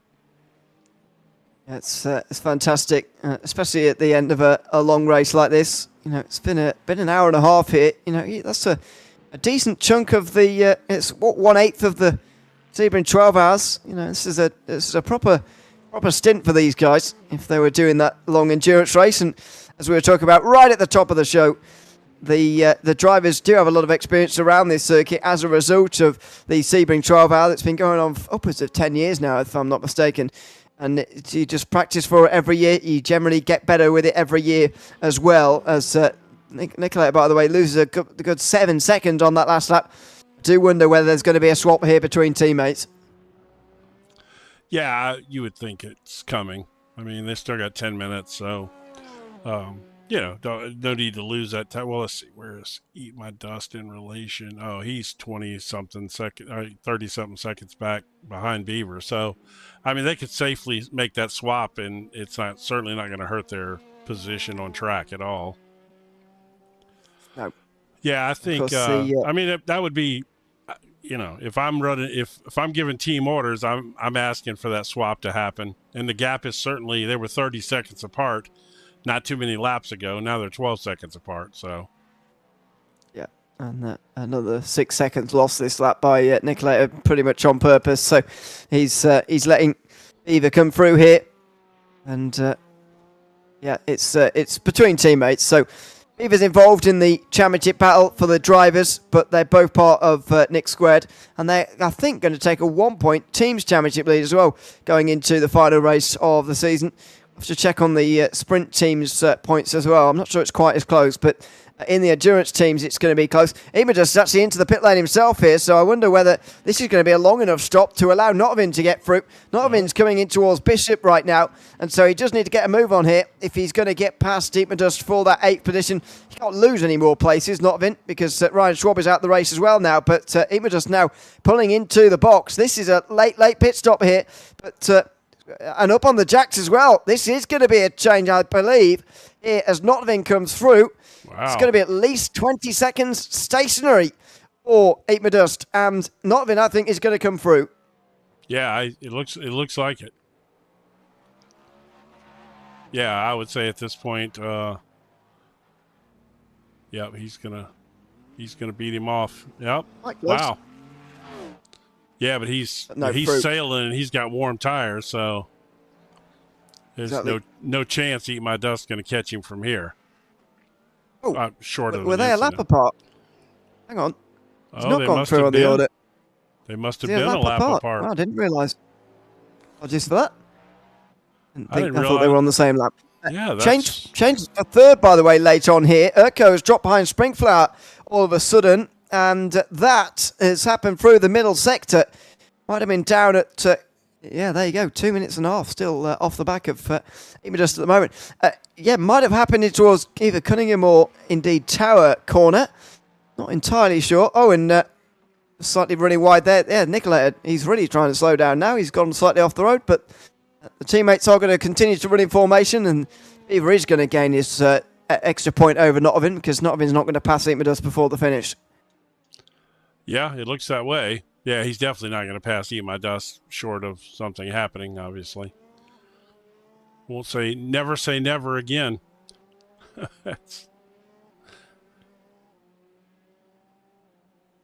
It's well, yeah, but we're going to not make any big statements before the finish of this one, based on what we've seen so far today. 5.5 seconds only for Simply Steve at the moment. Springflower up to third, though, as I say. He's got 4 seconds over Urko, who's recently made that mistake. And that puts us with 3 manufacturers back in the top 3 again. It does. And Cadillac has magically appeared back up there. Yep. But Ferrari, the manufacturer that's led the most up today is not there. No, that's true.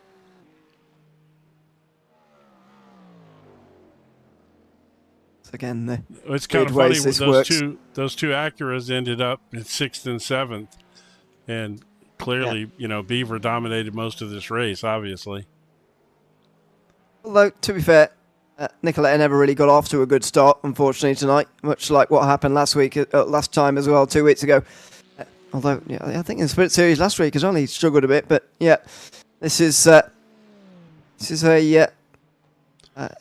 disappointing day for 2 Acuras, but luckily for them, their team's championship rivals have also had a pretty difficult day, finishing in 5th and 9th as things stand. It looks like they're going to end up here today as off the road again for Nicoletta through turn 3. Not sure what he's doing, but he's slowing down as we know. But anyway, he's just got 5 minutes to go now to hand that position over to his teammate. And that might well be the last positional change here. Bozak's just going to run out of time here to catch up to Urko and Springflower by the looks of it. That's 8.5 seconds there with just less than 5 minutes to go. Yeah, that's it's going to be a little too far, I think, at this point. I don't know.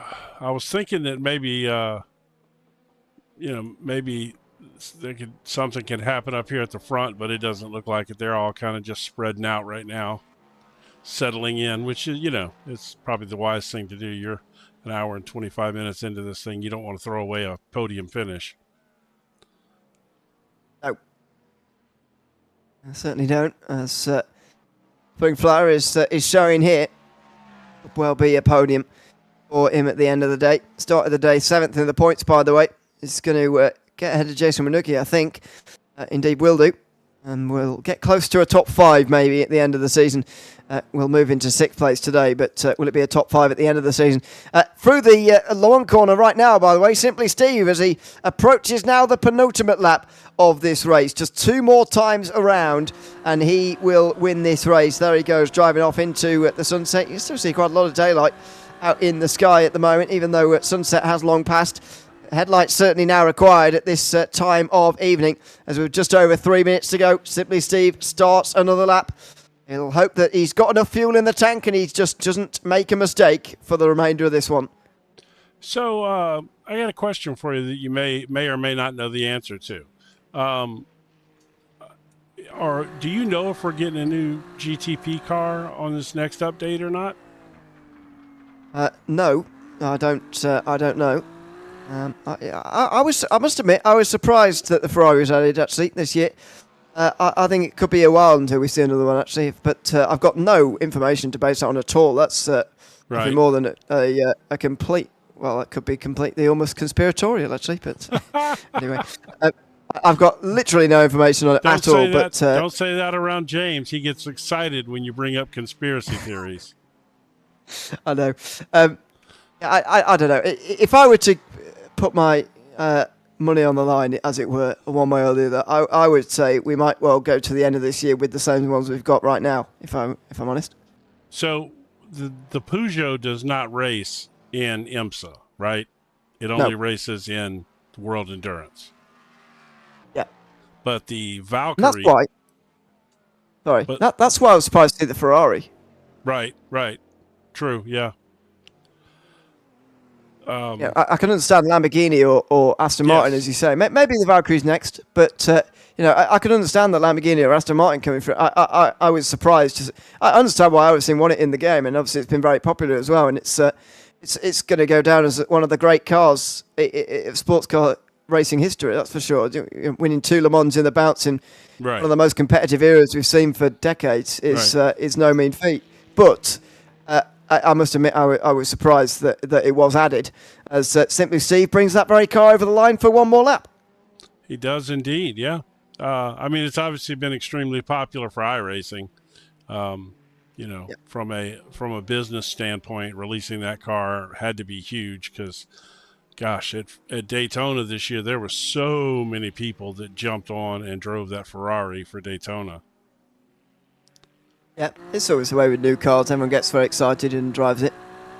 So, yeah, I mean, I would if they released the Valkyrie, I'd buy it the day it came out. So. Oh, sorry, Bozak has had to pit on the last lap. He thought this race was going to be one lap shorter than it was, and he's had to. He's under fuel by a lap, unless he's got a drive-through penalty for incident limit. He's not going to lose any positions because he's got a mile back to him. But he's actually got 2 miles. I'm not even exaggerating. But there he is, just slowing down for the pit lane in time. It's not. He's not sped at least. Is he going to drive all the way down the pit lane? No, he is pulling into the box. So he's underfueled by a lap. Yep, that happens. Back on our leader here, who has on replay a couple run of an absolutely fabulous race. Steve has done a wonderful job here today.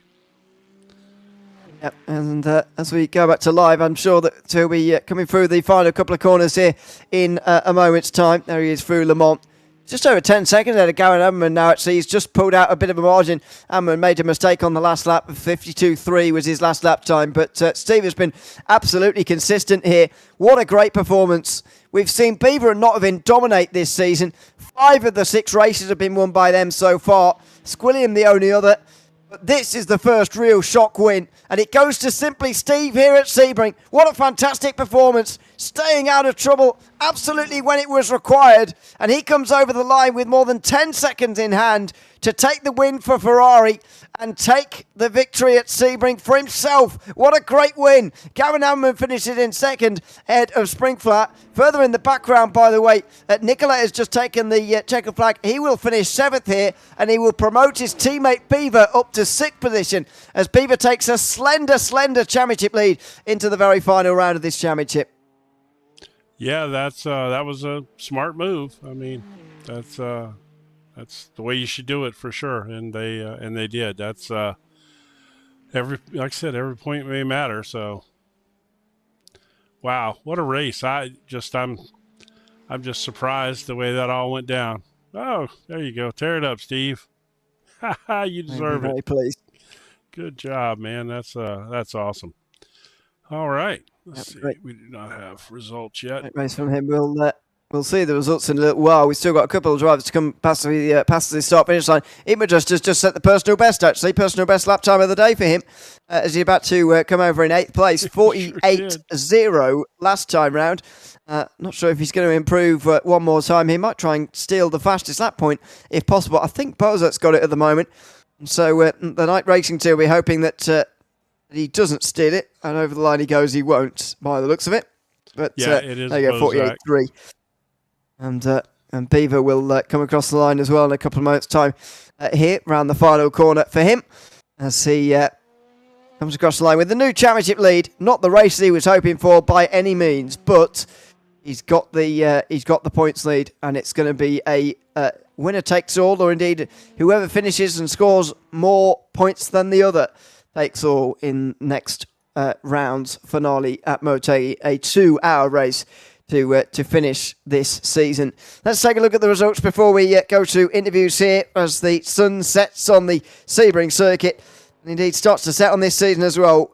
The penultimate round of the championship taken by Simply Steve ahead of Gavin Amman, with Springflower finishing on the podium as well. Urko was only 25 seconds off and dropped off the podium very late on there with a late mistake. Bozak finishes inside of the top 5, 1 minute back, with Nick Beaver down 6th place on the lead lap. Nicoletta and Eatmadust 1 lap down. Not even actually 3 down after his technical troubles today. Ryan Schwab, Jarbanese and Jason Minucci round out the field, all having DNF'd from that race. Let's have a chat to Steve at the end of the day. He must be very, very pleased indeed at the end of that one. Steve, congratulations on the victory. How are you feeling at the end of that race? Yeah, super happy. First win of the season, towards the end of the season, unfortunately, but happy to be on the top step always. So, what were you thinking there when you saw Beaver in the wall and you coming through to take the lead there when you did? It was certainly a shock to us. How were you feeling at the time? Yeah, I haven't had a chance to look back at it. I mean, it was mostly just surprise because I think I was slowly, very, very slowly gaining on him, but not enough, I think, to make a move. And when he just happened to not be there, I kind of looked ahead of my relative. He's not there, and he's like, I'm just like, oh, all right. I guess it's time to. The strategy has now changed. Time to drive a little differently. So. He had a technical problem with his wheel, by the way, which turned full lock left in towards turn 1, which I know goes left, but it's not ideal to have it go full lock in a technical problem like that. So that's how he ended up in the wall anyway at turn 1. Did your mentality drive or sort of mental state change a little bit as you took the lead there? We were talking a little bit in commentary about the pressure of being in the lead. Did that have any effect on you at all? Yeah, I mean, it always does, but I mean, you try to do your best to cope with it and try to be smart. Like, obviously, to get there is one thing. I think both Nodovan had some hardware issues. Those are obviously out of their control, but just try to be be calm behind the wheel. Just be like, okay, I kind of know the pace behind a spook, and I think if he were a lot closer, it would have been a much closer fight just to the draft and everything, but kind of had a read, I think, a little bit on the pace, and so I'm like, okay, I think I know about the pace I need to keep him behind, and just tried to keep it together, keep it clean, and like not lose focus. I mean, 90 minutes is long enough where you can kind of lose. You're just kind of chatting and going into a corner, and you just slightly overcook it, and it's like, oh, well, it's over. Well, congratulations on taking a great win here tonight from Sebring. Is there anybody you'd like to give a shout out to before we let you go? Yeah, I mean, of course, shout out to my girlfriend Natalie, who's watching. Shout out to my teammate Lucas, who had a bit of a stinker of a race. Shout out to Erco in the chat as well, and all the folks who get to race with here at J2i. A lot of great guys. So, well, thanks very much for coming to have a chat with us at the end of the day, and congratulations on the win tonight. Thank you so much.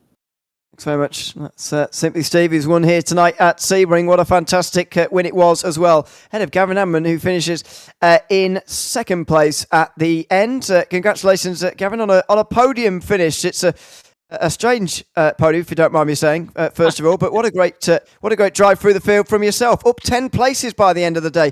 How are you feeling at the end of that one? Oh, pretty good. I definitely did not expect to be up here, but I was pretty consistent through all of practice here, so it ended up paying off, and being able to miss some of those wrecks worked out pretty well. Was that the main aim for you going into the start of this race? Just miss all the incidents that were you could see happening because you were starting at the back of the field?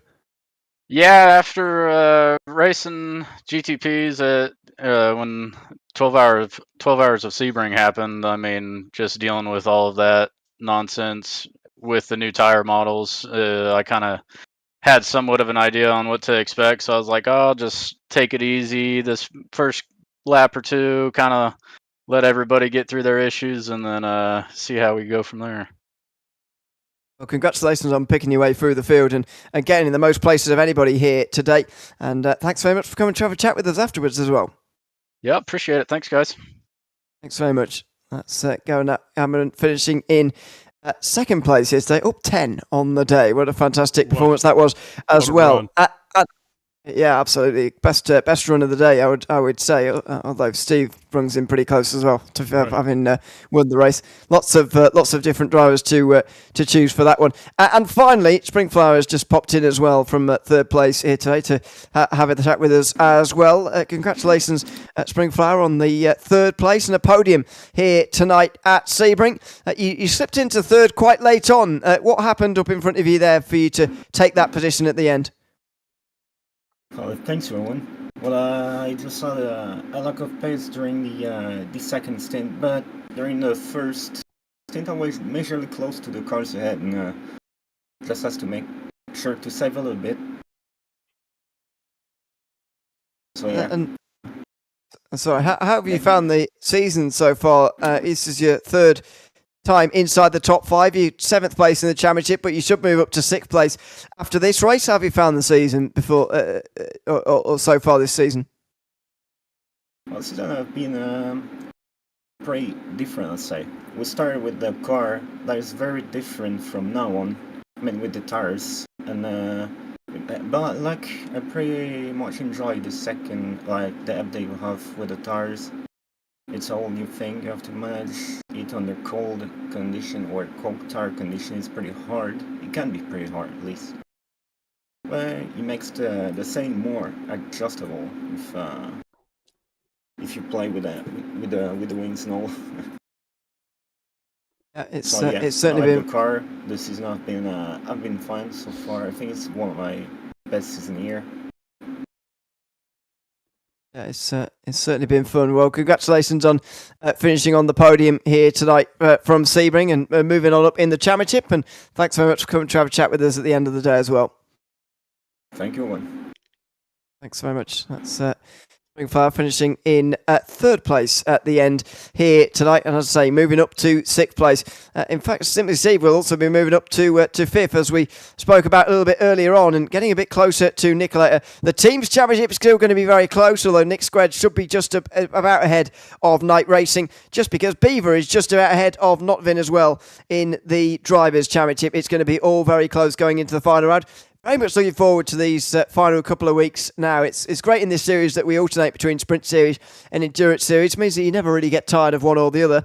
We've got a great finale in the Sprint Series coming up next week.